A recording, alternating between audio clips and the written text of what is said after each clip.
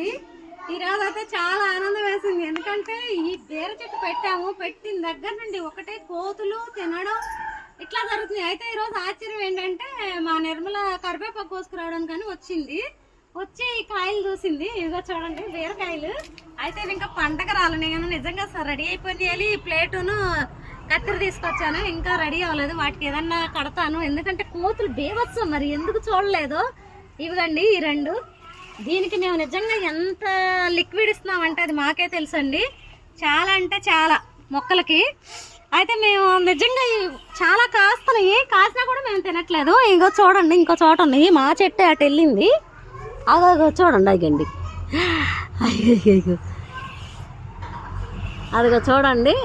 అయ్యండి అటు ఇప్పుడు అటు వీలు చూసుకుని వెళ్ళి కోస్తాను. ఆ 2 కాయలు కూడా కోసేస్తా. ఈ 2 కాయలకేమో ఏదన్నా కడతాను.